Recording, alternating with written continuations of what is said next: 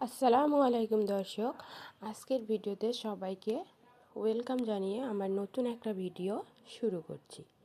আশা রাখছি ভিডিওটি ভালো লাগবে, আর যদি ভালো লাগে ভিডিওতে একটা লাইক করে আমাকে পরবর্তী ভিডিও বানাতে উৎসাহী করবেন। তো প্রথমে আমি নিয়ে নিচ্ছি একটা বিটরুট, আর বিটরুটটা কিন্তু একদম টাটকা তাজা।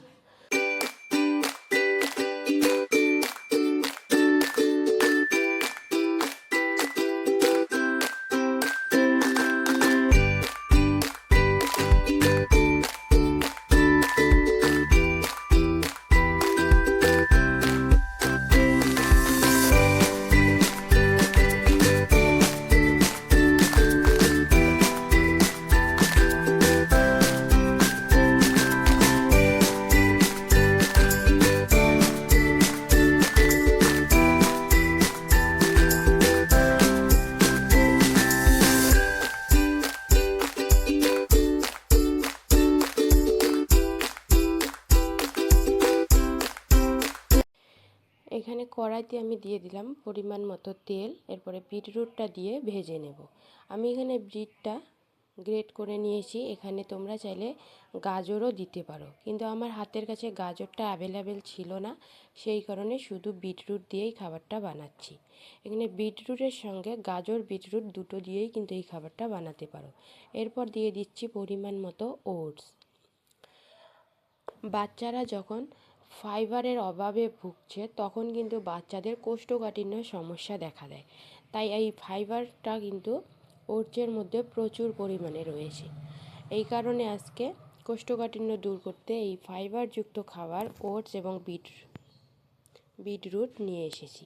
তো বিটরুট এবং ওটসটা ভালো করে ভেজে নেওয়ার পর এখানে দিয়ে দিলাম সামান্য পরিমাণে হলুদ গুঁড়ো, একটু লবণ, আর দিয়েছি খুব সামান্য পরিমাণে গোলমরিচ গুঁড়ো। তোমাদের বাচ্চা যদি ঝাল খেতে না পারে তাহলে গোলমরিচের গুঁড়োটা স্কিপ করে যাবে। তো এগুলো ভেজে নেওয়ার পর দিয়ে দিলাম পানি। বিটরুট এবং ওটসটা সেদ্ধ হওয়ার জন্য এখন আমি এটাকে ঢাকনা দিয়ে ঢেকে কিছুক্ষণ রান্না করে নেব।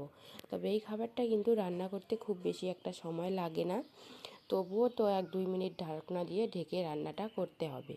তো ঢাকনা দিয়ে ঢেকে রাখছি।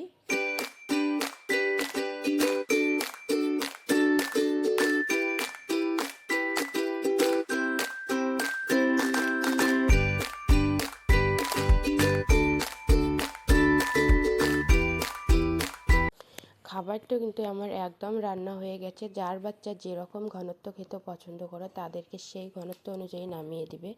এই খাবারটা কিন্তু প্রচুর পরিমাণে হেলদি ফাইবারযুক্ত খাবার। এখানে বিটরুট রয়েছে, বিটরুটের মধ্যে প্রচুর পরিমাণে পুষ্টিগুণ আছে। তো এই খাবারটা বাচ্চাদেরকে খাওয়াইলে অবশ্যই বাচ্চারা কোষ্ঠকাঠিন্য সমস্যা থেকে বেরিয়ে আসবে। তো বন্ধুরা, আমার চ্যানেলটি যারা সাবস্ক্রাইব করো নাই, প্লিজ চ্যানেলটি সাবস্ক্রাইব করে বন্ধু হয়ে পাশে থেকো। আর পুরো ভিডিওটা দেখার জন্য ধন্যবাদ।